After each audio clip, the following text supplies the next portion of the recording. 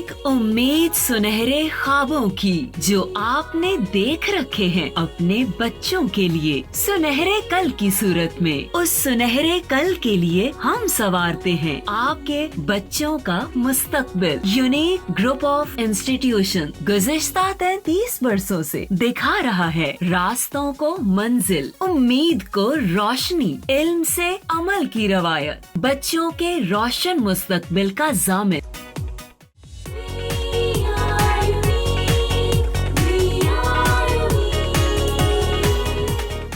अस्सलाम वालेकुम student, I am Zulfiqar Ali. आज लेक्चर नंबर 31 है 9th कंप्यूटर साइंस का। स्टूडेंट आज का जो लेक्चर है उसमें क्वेश्चन आंसर, जब आप लेक्चर सुनते हैं तो आपकी तरफ से मुख्तलिफ़ किस्म के क्वेश्चन पूछे जाते हैं, तो उन क्वेश्चन आंसर का स्टूडेंट जवाब दिया जाएगा। जैसे पहले स्टूडेंट मैंने आपको कहा था कि ये हम जो सिलेबस है फर्स्ट टर्म का रिवाइज़ करवा रहे हैं। उसकी मेन वजह ये थी कि नोट्स अवेलेबल नहीं थे, बुक अवेलेबल नहीं थी। अब नोट्स अवेलेबल हैं। आप जिस कैंपस में भी पढ़ रहे हैं, आप अपने उसी कैंपस से जाके 9th कंप्यूटर साइंस के नोट्स आपने परचेज़ कर लेने हैं। और इसमें स्टूडेंट एक्टिविटीज़ बहुत ज़्यादा हैं। एक्टिविटीज़ हमने कोशिश किया कि नोट्स में एज अ सेपरेट क्वेश्चन लिखा जाए। आपने एक्टिविटीज़ को जस्ट रीड कर लेना और उसके बाद जो क्वेश्चन आंसर है स्टूडेंट वो आज आपको इस लेक्चर में दिए जाएंगे। तो आइए स्टूडेंट आज का लेक्चर शुरू करते हैं। जी स्टूडेंट, आज 9th कंप्यूटर साइंस का जो लेक्चर है, लेक्चर नंबर 31, इसमें क्वेश्चन आंसर जो आपकी तरफ से क्वेश्चन आंसर पूछे जाते हैं स्टूडेंट, उसके आंसर दिए जाएंगे। बहुत थोड़े क्वेश्चन थे, ठीक है, जो आपने पूछे, और उसमें मैंने सिलेक्ट करके उसके आंसर यहाँ प्रिपेयर किए हैं और आपको मैं साथ साथ बताता जाता हूँ, ठीक है। सबसे पहले तो ये लास्ट टाइम एक्टिविटी में मैंने 2 फ्लो चार्ट करवाए थे जिसमें डिफरेंट अप्रोचेज यूज़ होती थी, और उसमें ये कहा गया था कि विच इज़ बेटर वन, और बच्चों ने पूछा कि सर तीसरे वाला, हालांकि मैंने रेगुलर जो लेक्चर थे, अगर आप शुरू के फ़्लो चार्ट वाला आपका जो इस चैप्टर का लेक्चर है वो अगर आप देखें जिसमें मैंने एग्जांपल करवाई थी, मैंने 3 अप्रोचेस करवाई थी, ठीक है। एक अप्रोच में वेरिएबल लार्ज यूज़ होता था जो बार बार, ठीक है। दूसरा था नेस्टेड इफ से किया गया था। ये तीसरी अप्रोच भी मैंने साथ करवाई थी, मगर एक्टिविटी में चूँकि क्वेश्चन ऐसा था कि वो 2 के दरमियान कंपैरिजन करवा रहा था, इसलिए मैंने ये तीसरा फ्लो चार्ट उसमें एक्टिविटी में नहीं बनाया था। तो ये 3 नंबरों में से सबसे बड़ा नंबर फाइंड करने का ये फ्लो चार्ट है, ये मैंने रेगुलर लेक्चर्स में आपको करवाया था, ठीक है।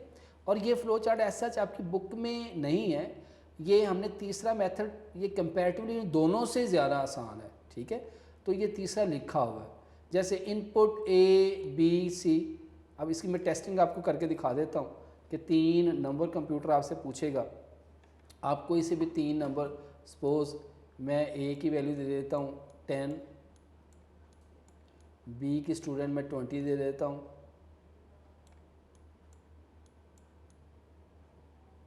और C की स्टूडेंट मैं दे देता हूँ 5। अब ये मैंने 3 नंबर इनपुट करवाए। ये क्या कर रहा हूँ, testing, test data, input ABC, 3 number मैंने इनपुट करवा दिए। पहले ये 3 कंडीशन लगी है। एक कंडीशन 1 ये है स्टूडेंट, कंडीशन 2 ये है, और कंडीशन 3 स्टूडेंट ये है। अब इन तीनों में से एक कंडीशन जो है वो एग्जीक्यूट होगी, ठीक है जी, इन तीनों में से एक कंडीशन। तो सबसे पहले is A greater than B, अगर A B से भी बड़ा है और A C से बड़ा है, पहली कंडीशन है। अब एंड ऑपरेटर जो है, ये हमारा जो चैप्टर 2 है उसमें हम and operator, and, or, not पे बात करेंगे। इसमें दोनों कंडीशन का ट्रू होना ज़रूरी होता है। एक कंडीशन 1 ये है, 2 ये है। पहला ये कि अगर A B से भी बड़ा है और A C से भी बड़ा। अब A देखो, A की वैल्यू मैंने यहाँ सपोज क्या कि 10, क्या A B से बड़ा, नो। अब पहली कंडीशन ही फॉल्स होगी, लिहाजा उसने C को चेक क्या करना, लिहाजा ये नो पे आ जाएगा नीचे। और नीचे क्या है जी, is B greater than A, क्या B A से बड़ा है जी, कंडीशन ट्रू है। B मेरे पास स्टूडेंट क्या है, 20 है, A लेस है, and B greater than C, क्या B C से बड़ा, no. No, it's mean that yes पे आएगा print the greatest number is B, और नीचे जाके स्टॉप कर। दूसरी कंडीशन पे आएगा is B greater than A and B greater than C, अगर B A से भी बड़ा और B C से बड़ा। B क्या है स्टूडेंट, 20, क्या 20 A से बड़ा है जी, कंडीशन ट्रू है, and B greater than C, क्या B C से बड़ा, B C से बड़ा, yes print greatest number is, ये कंडीशन जो है वो एग्जीक्यूट होगी, प्रिंट करवाएगा, नीचे जाके स्टॉप कर देगा। यहाँ पे स्टूडेंट कनेक्टर भी लगाया जा सकता है। आप मैंने आपको रेगुलर लेक्चर में बताया भी था कि कनेक्टर क्या होता है कि फ़्लो चार्ट के डिफरेंट पार्ट्स को आपस में जोड़ने के लिए आप कनेक्टर लगा सकते हैं। ठीक है, अब इस वैल्यू को अगर मैं चेंज करके देखूँ, अब देखें इसको मैं चेंज करता हूँ। अब मैं ये करता हूँ कि ए की वैल्यू कर देता हूँ, सपोज़ मैंने 5 कर दी, बी की मैं 10 कर देता हूँ, सी की मैं 100 कर देता हूँ। देखें वैल्यू मैंने चेंज कर दी। अब स्टूडेंट क्या होगा, पहली कंडीशन है कि if A greater than B, का ए बी से बड़ा है, नो, ये फॉल्स होगी, नो पे आएगा। बी ग्रेटर देन ए, का बी ए से बड़ा है, यस, बी ए से बड़ा, एंड बी ग्रेटर देन सी, अब कंडीशन फॉल्स हो गई, ये भी फॉल्स है, ये भी फॉल्स है, नो पे आएगा। Is C greater than A, क्या सी ए से बड़ा है, and C greater than B, क्या सी बी से बड़ा, यस, प्रिंट लार्जेस्ट नंबर, इससे नीचे स्टॉप कर देगा। अब यहाँ भी आपको याद होगा, मैंने जब ये फ्लो चार्ट वाला लेक्चर में दे रहा था, मैं कह रहा था कि यहाँ तीसरा जो है ये कंडीशन लगाने की ज़रूरत ही नहीं है। अगर आप तीसरे इस कंडीशन की जगह पे अगर आप ये लगा दें पैरेललोग्राम में, print largest number is C, print largest number is C, पूरा ये लिख दिए अंदर, ठीक है, यहाँ पे, तो ये लगाने की ज़रूरत नहीं, तीसरी कंडीशन जो है लगाने की ज़रूरत नहीं होती। आप पहली कंडीशन लगा लें, दूसरी लगा लें, तीसरी पे डायरेक्ट उसको प्रिंट करवा दें। ये आपकी तरफ से क्वेश्चन था कि जी आप तीसरा मेथड भी एक दफ़ा रिवाइज़ करवा दें। स्टूडेंट मैंने एक दफ़ा दोबारा उसको रिवाइज़ करवा दिया, वैसे हमने रेगुलर लेक्चर में उसको देखा था। फिर एक और स्टूडेंट की तरफ से आया था कि फार्मूलेशन ऑफ एन एल्गोरिथम। देखिए एल्गोरिथम जो है ना, उसका स्टूडेंट कोई यूनिवर्सल मेथड नहीं होता। एल्गोरिथम जैसे मर्जी बनाए, नेचुरल लैंग्वेज में बनाया जाता है, लैंग्वेज फ्री होता है, जैसे मर्जी उसको बना लें। कुछ वैसे हम कीवर्ड सेट कर लेते हैं कि जनाब इसको एल्गोरिथम को बनाते हुए जनाब आप स्टेपिंग, एक तो ये स्टेप की फॉर्म में लिखें, स्टेप 1, फिर स्टेप 2, बाद लोग नंबरिंग भी डाल दें, नंबर 1, नंबर 2, नंबर 3, वो भी ठीक है तरीका, ठीक है। तो उसमें कुछ कीवर्ड्स हम बना लेते हैं, जैसे जब भी हमने एल्गोरिथम स्टार्ट करना है तो हम लिखेंगे स्टार्ट, यहाँ पे पहला पॉइंट स्टार्ट लिखेंगे, ठीक है, ये स्टार्ट। फिर इनपुट, अब आपको याद होगा मैंने बताया था कि जो एल्गोरिथम फ्लो चार्ट और प्रोग्राम है, बेसिकली एल्गोरिथम फ्लो चार्ट आप कब बनाते हैं, प्रोग्राम बनाने से पहले, ठीक है। बेसिकली आपके जो प्रोग्रामिंग में जो आपके जो 5 स्टेप है ना, वो स्टूडेंट प्रॉब्लम सॉल्विंग के हैं। मतलब पहले पे आपने प्रॉब्लम को आइडेंटिफाई किया, डिफ़ाइन किया, ठीक है, फिर अंडरस्टैंड किया, फिर आपने उसको बनाया, उसको प्लानिंग की, फिर आपने कैंडिडेट सोल्यूशन किया, फिर बेस्ट सोल्यूशन की। ये जब आप 5 स्टेप करते हैं, उसके बाद नेक्स्ट स्टेप आपका आ जाता है उसका एल्गोरिथम और फ्लो चार्ट बनाना। जब आप एल्गोरिथम और फ्लो चार्ट बना लेते हैं, फिर आप उसकी कोडिंग करते हैं, उसको किसी प्रोग्रामिंग लैंग्वेज के अंदर कन्वर्ट करते हैं, और फिर फर्दर उसमें कोडिंग के बाद आप उसमें एरर फाइंड करते हैं, फिर आप उसकी इम्प्लीमेंटेशन करते हैं, ठीक है। इम्प्लीमेंटेशन के बाद फिर आप उसकी जो है वो मेंटेन अपडेट करते हैं उसको, फिर डॉक्यूमेंट। ये बेसिकली जो प्रोग्राम बनाने के तकरीबन 9 स्टेप्स बनते हैं, मगर जो आपके 5 स्टेप हैं वो प्रॉब्लम सॉल्विंग के, ठीक है जी। तो इसमें एल्गोरिथम जो है वो सबसे जो है वो मेन स्टेप है, क्योंकि इसमें जो प्रोग्रामर है उसने अपनी लॉजिक को एक्सप्रेस करना है। अगर उसका एल्गोरिथम गलत होगा तो अंडरस्टूड सी बात है, प्रोग्राम के अंदर जो है वो लॉजिकल एरर होंगे। तो जब प्रोग्राम के अंदर लॉजिकल एरर आते हैं, इससे मुराद ये है कि स्टूडेंट उसका एल्गोरिथम गलत है। तो पहला स्टेप स्टूडेंट स्टार्ट लिखेंगे, फिर इनपुट। अब बात ये कर रहा था कि आम तौर पर जो फ्लो चार्ट एल्गोरिथम प्रोग्राम 3 किस्म के होते हैं। एक होता है सीक्वेंस, एक आप सीक्वेंस के साथ लिख रहे हैं, सीक्वेंस, फिर सिलेक्शन, दूसरा सिलेक्शन होता है, सीक्वेंस, सिलेक्शन, और तीसरा होता है लूप, आइट्रेशन। तो जो सीक्वेंस वाले आपके एल्गोरिथम फ्लो चार्ट या प्रोग्राम वो सीधे साधे होते हैं कि इनपुट, प्रोसेसिंग, और हमारे पास आउटपुट आ गई। तो ये स्टार्ट लिखेंगे, फिर इनपुट लेंगे हम, ठीक है, फिर हम सेट करेंगे किसी भी वैल्यू को, कि जैसे सेट मैं लिखता हूँ जी, set sum is equal to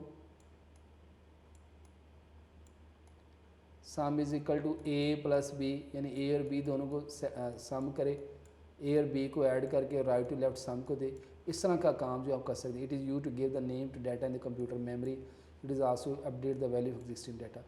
फिर कंडीशन आ जाती है इफ़ एल्स, कि हमने कोई कंडीशन लगा ली हो कि इफ़ ए मॉड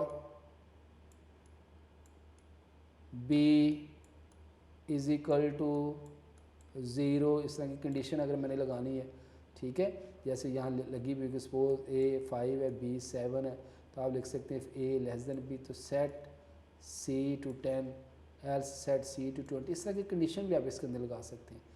फिर गो टू है, it is you to transfer control to certain step of algorithm, it is usually, यानी अगर आप चाहते हैं कि go to step 8, go to step 8, आप प्रोग्राम का कंट्रोल स्टेप 8 पे लेके जाना चाहते हैं, तो जब भी आपने एल्गोरिथम में कंट्रोल एक जगह से दूसरी जगह ट्रांसफ़र करना, तो आप स्टूडेंट स्टेप लगा के उसको मूव कर सकते हो। फिर आखिर में आ जाता है स्टॉप। तो ये उसके की पॉइंट हमने रेगुलर लेक्चर में देखे थे स्टूडेंट। मैंने कहा था कि आप अपने नोट्स लें और इनको एक दफ़ा रीड ज़रूर करें, ठीक है। वैसे भी हम रिवाइज़ कर रहे हैं, दूसरी दफ़ा ये चीज़ें कर रहे हैं, तो आप जब खुद लेक्चर सुनने के बाद एक दफ़ा नोट्स उसको रिवाइज़ करेंगे तो वो ऑटोमेटिकली चीज़ स्टूडेंट आपको लर्न हो जाएगी इंशाल्लाह। नेक्स्ट चलते हैं जी। अच्छा, नेक्स्ट ये फ्लो चार्ट था, ये कुछ बच्चों ने क्वेश्चन पूछा था इसके बारे में। ये था least common multiply of two numbers, के टू नंबर्स लें और उसमें से जो है वो उसका एलसीएम फाइंड करें। तो ये मैं एक दफ़ा इसकी दोबारा स्टूडेंट आपको टेस्टिंग करके दे देता हूँ, ठीक है। वैसे इसको मैंने रेगुलर लेक्चर में 2 से 3 दफ़ा उसकी मैंने वैल्यू चेंज करके दी थी। तो सपोज़ करें कि यहाँ पे मैं इनपुट ए बी 2 वेरिएबल्स हैं, तो मैं इसकी टेस्टिंग कर रहा हूँ आपके सामने। मैं ए की वैल्यू स्टूडेंट ने देता हूँ 6 और बी की स्टूडेंट दे देता हूँ 12, ठीक है जी। अब यहाँ पे क्या करते हैं, सबसे पहले कंडीशन लगी कि is A greater than B, क्या ए बी से बड़ा है। अब देखो ए बी से बड़ा नहीं, ए 6 है बी 12 है, कंडीशन फॉल्स है। अब आपको पता है कि डायमंड सिंबल में, डिसीजन सिंबल में या येस की तरफ आते हैं या हम नो की तरफ आते हैं। अब चूँकि कंडीशन फॉल्स है तो नो की तरफ आएंगे। x is equal to B, हमने क्या किया कि जो b वैल्यू असाइन करवा दी x को। अब b वैल्यू मेरे पास क्या है 12, तो मैंने एक वेरिएबल x को, वो जो 12 है वो x को भी असाइन करवा दे, ठीक है। और साथ ही नीचे आएगा, यहाँ पे जब आएगा यहाँ पे दोबारा फिर ये नीचे कनेक्टर लगा हुआ है। इस x mod a is equal to 0, x मेरे पास स्टूडेंट क्या है 12, ठीक है। अब मॉड ऑपरेटर है जो हमेशा क्या लेता है स्टूडेंट, रिमाइंडर लेता है। तो ये स्टूडेंट क्या करेगा 12 को यहाँ पे रखेगा और उसको a से मॉड करेगा। a की वैल्यू स्टूडेंट मेरे पास क्या है 6, ये 6 को 2 पे डिवाइड करेगा, 6 टू 12 और रिमाइंडर मेरे पास क्या आ गया 0। अब मॉड ऑपरेटर क्या लेता है, हमेशा रिमाइंडर लेता है।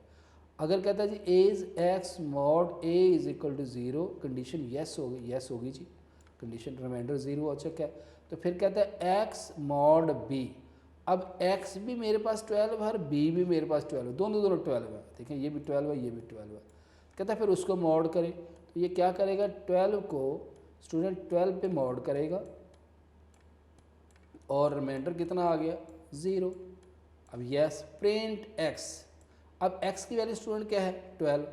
तो स्टूडेंट अगर हम 6 और 12 का जो एलसीएम फाइंड करें स्टूडेंट, तो स्टूडेंट हमारे पास क्या आता है 12 ही आता है, ठीक है। 6 और इसका एलसीएम जो हमारे पास क्या आएगा 12, 2 3 6, 6 2 12, फिर 3 1 1, 3 2 6, 3 2 6, 6 12, इसका एलसीएम मेरे पास क्या आएगा 12। ये छोटी क्लास में आप निकालते रहें इस तरह एलसीएम, ठीक है। तो इसका एलसीएम क्या आता है 12 आता है। तो ये हमने रेगुलर लेक्चर में किया था। इनको स्टूडेंट आप जब खुद से भी टेस्टिंग करके देखें, ये जितने फ्लो चार्ट एल्गोरिदम है आप इसको नोट सामने रख के उसको बनाएं और ऐसे ही फर्जी वैल्यू देके, अब वैल्यू आप नेक्स्ट टाइम चेंज करके देखें, फिर देखें इसकी वैल्यू इधर कैसे आएगी। ये सारी चीज़ें जो हैं आप इसको एक दफ़ा खुद से भी परफॉर्म करके देखें तो बेहतर तरीके से चीज़ें समझ आ जाएंगी। फिर कुछ स्टूडेंट्स ने ट्रेस टेबल के हवाले से पूछा था कि ट्रेस टेबल स्टूडेंट क्या करता है। Trace table is a technique you to test algorithm. Algorithm में लॉजिकल एरर फाइंड करने के लिए स्टूडेंट हम ट्रेस टेबल का इस्तेमाल करते हैं, ठीक है।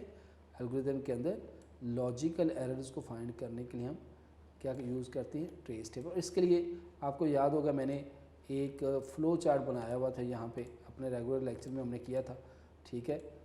ये वाला एक फ़्लो चार्ट था, इसको मैंने दोबारा इसको देखे यहाँ पे कि आपने फुटबॉल टीम के लिए स्टूडेंट्स लेने हैं तो उसकी एक लिमिट रखी हुई है कि we need a student having height between 144 centimeter to 164 centimeter, कि जो हमें स्टूडेंट की हाइट चाहिए वो 144 सेंटीमीटर से ज़्यादा होना चाहिए और 164 से लेस या इक्वल होना चाहिए। इससे मुराद ये है कि 165 से ज़्यादा नहीं होना चाहिए, ये इससे मुराद ये है, ठीक है, इससे ज़्यादा नहीं होना चाहिए। तो इसका हमने लास्ट टाइम एल्गोरिथम बनाया था, जैसे स्टार्ट सेट। अब हमने बच्चे काउंट करने की कितनी जिनकी हाइट इसके दरमियान आती है। Set count is equal to 0, हमने एक वेरिएबल स्टार्ट करवाया, शुरू में स्टेप 2 में काउंट 0 होगा। ये मेरे पास सारी गिवन हाइट है, 1 2 3 4 5 6 7 8, ये हमारे पास 8 के हैं गिवन हाइट है, ठीक है। इसमें देखिए पहली कोई भी हाइट हम लेंगे for each height in the list. पहली हाइट सपोज मैंने 154 ले ली। अब यहाँ कंडीशन, अब यहाँ पे जो स्टेप चलना है बार बार वो कौन सा चलना है, आपका स्टेप 5 और स्टेप 6, ये दो स्टेप बार बार एग्जीक्यूट होंगे। अगर हाइट 144 से ज़्यादा है और हाइट 164 से लेस या इक्वल, अब देखो 154 इस कंडीशन के मुताबिक ट्रू होता है कि हाँ बिल्कुल ट्रू होता है कि जो हाइट है वो 144 से ज़्यादा और 164 से लेस या इक्वल है। तो साथ ही क्या करेगा, काउंट में एक वैल्यू बढ़ा देगा। काउंट मेरे पास पहले क्या है 0, तो ये क्या करेगा 0 + 1 और साथ ही काउंट की वैल्यू 1 प्रिंट कर देगा, ठीक है। फिर अगली हाइट देगा, अगली हाइट क्या है 140। अब जब 140 लेगा तो कंडीशन चेक करेगा, इफ़ हाइट ग्रेटर देन 1, ये देखिए ये फॉल्स हो गया, ठीक है। तो जब ये फॉल्स होगा तो काउंट में कोई इजाफा नहीं करेगा, काउंट मेरा 1 ही रहेगा, काउंट में कोई चेंज नहीं आई। काउंट में इंक्रीमेंट कब होगा, जब जो है ये मेरी कंडीशन ट्रू होगी। फिर अगली वैल्यू लें 155, जब मैं 155 लूँगा तो 155 144 से ज़्यादा है और 164 से लेस या इक्वल है, कंडीशन ट्रू होगी तो काउंट में एक वैल्यू बढ़ा देगा। काउंट मेरे पास पहले क्या 1 1 + 1 2, काउंट की वैल्यू 2 हो जाएगी। तो इस तरह देखें ये भी कंडीशन ट्रू है, ये ट्रू नहीं है, हमने कहा था 144 से ज़्यादा होना चाहिए। 166 ये भी फॉल्स है, 164 से लेस या इक्वल होना चाहिए, ठीक है। फिर 160 ठीक है, 164 से लेस है। अब 143 भी इजाफा नहीं करेगा, तो देखिए ये वैल्यू यहाँ पे लेता जाएगा और ये काउंट के अंदर उसको इजाफा करता जाएगा। ये फ्लो चार्ट हमने रेगुलर लेक्चर में भी किया था। अब इसका देखें आगे जो स्टूडेंट इसका ट्रेस टेबल है, ये देखें इसमें स्टेप 1 काउंट में कोई इजाफा नहीं हुआ, स्टेप 2 काउंट 0 हुआ, ये हमारी गिवन वैल्यू हैं, ठीक है। पहली वैल्यू इसने 154 जब ली तो कंडीशन ट्रू हुई तो काउंट में एक वैल्यू बढ़ गई स्टेप 5 में। फिर अगले स्टेप में उसने 140 वैल्यू ली तो स्टेप 5 में चूँकि 140 जो कंडीशन फॉल्स करता है कि जो वैल्यू 144 से ज़्यादा होना चाहिए, तो ये काउंट में कोई चेंज नहीं हुआ। फिर स्टेप 4 में 155 वैल्यू ली, 155 वैल्यू कंडीशन ट्रू करता है, 144 से ज़्यादा 165 से लेस या इक्वल है, तो काउंट में एक वैल्यू बढ़ गई। फिर अगले स्टेप में स्टेप 4 में 164 लिया, 164 जो है कंडीशन ट्रू करता है तो स्टेप में एक वैल्यू इंक्रीज़ कर गया। स्टेप 4 में अब 144 लिया, 144 जो कंडीशन के अंदर फॉल्स है, उसने कहा ये 144 से ज़्यादा होना चाहिए, तो ये 144 के इक्वल है, लिहाजा उस स्टेप 5 में जाके उसने कोई चेंज नहीं की, ठीक है। फिर अगले स्टेप पे जाके स्टेप 5 पे जो उसने फिर 166 लिया, एक वैल्यू उसने बढ़ा दी। स्टेप 4 में 160 लिया, उसने काउंट में एक वैल्यू बढ़ा दी। अब 143 जो है ये छोटा है 144 से, लिहाजा काउंट में कोई चीज़ नहीं आई, ठीक है। तो ये आपने साथ ये स्टूडेंट ये वाला फ्लो चार्ट आपने करना क्या है कि ये अपने रफ़ रजिस्टर पे ये वाला फ़्लो चार्ट पहले नोट करना है।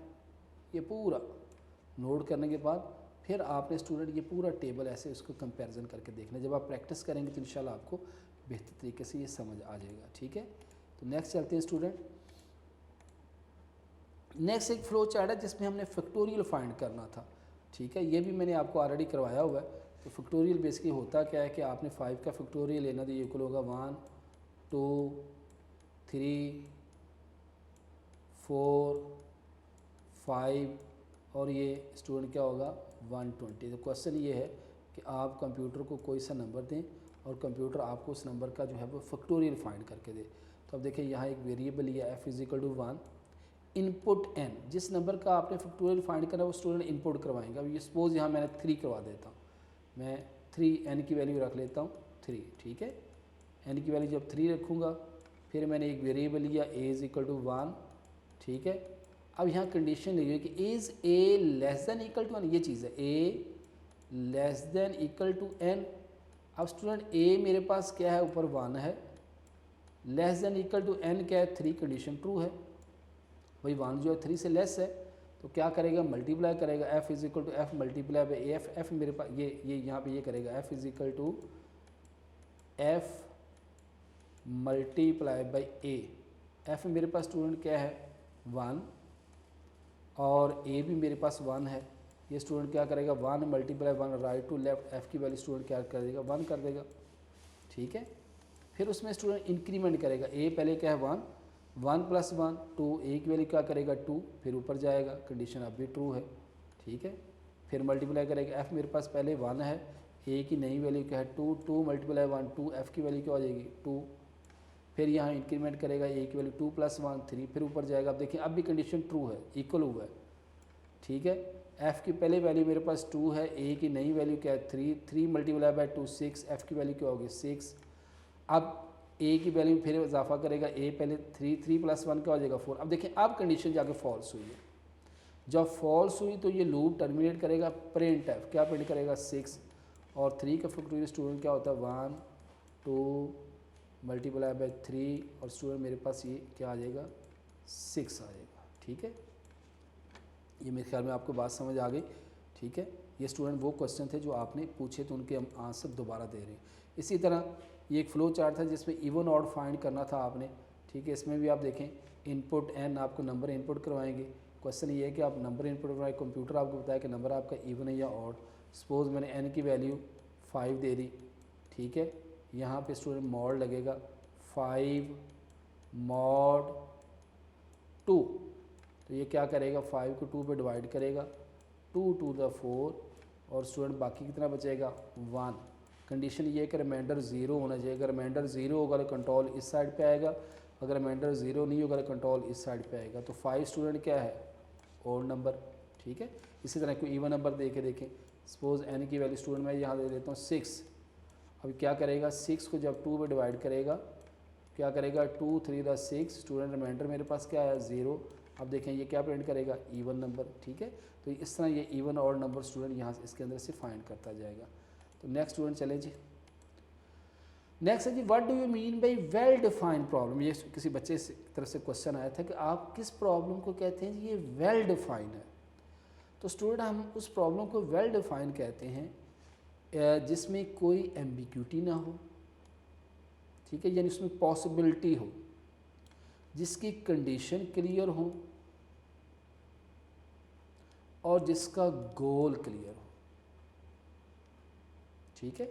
यानी ये 3 चीज़ें जिसके अंदर क्लियर हैं हम कहते हैं कि हमारा वेल डिफाइंड प्रॉब्लम है, ठीक है। कि कोई इसमें एम्बिग्यूटी नहीं होनी चाहिए, कंडीशन क्लियर होनी चाहिए, क्लियर गोल होना चाहिए, ठीक है। तो ये हम कहते हैं ये हमारा वेल डिफाइंड प्रॉब्लम है।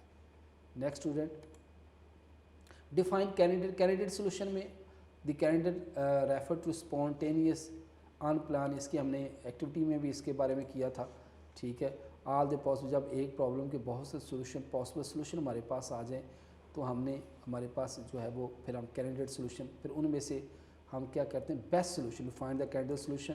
Problem has to look for different method to solve the problem and come with several solution. यानी एक प्रॉब्लम के बहुत से सोल्यूशन आपके सामने आ जाते हैं और जो प्रोग्रामर है उसमें से बेहतर सोल्यूशन की तरफ जाता है। तो स्टूडेंट इसको हम क्या कहते हैं, ये हमारा कैंडिडेट सोल्यूशन है, ठीक है। अच्छा, ये स्टूडेंट था आपका, ये वो क्वेश्चन थे स्टूडेंट जो आपने मेरे से जो है वो पूछे थे। अब इसमें मैंने कोशिश की है कि तमाम क्वेश्चंस को अच्छी तरह आपको आंसर दिए जाएं, ठीक है। अब आपने सिंपल स्टूडेंट ये करना है कि नोट्स लेके आपने इन क्वेश्चंस को बार बार रिवाइज़ करना है, ठीक है। जब आप साथ साथ स्टूडेंट रिवाइज़ करेंगे लर्निंग अच्छी होगी। थोड़ी सी आपकी जो 9th की न्यू बुक है ये डिफरेंट है, अभी इसमें और अच्छी भी है, इसमें लास्ट चैप्टर ख़ास तौर पर वेब पेज डिज़ाइनिंग बच्चों को बहुत अच्छा लगेगा। एक नई चीज़ वेब पेज डिज़ाइनिंग आपके सामने आई है, ठीक है। तो आपसे उम्मीद करता हूँ कि आप इसको स्टूडेंट साथ साथ याद भी कर रहे होंगे। तो ये था आज का लेक्चर। अल्लाह हाफ़िज़।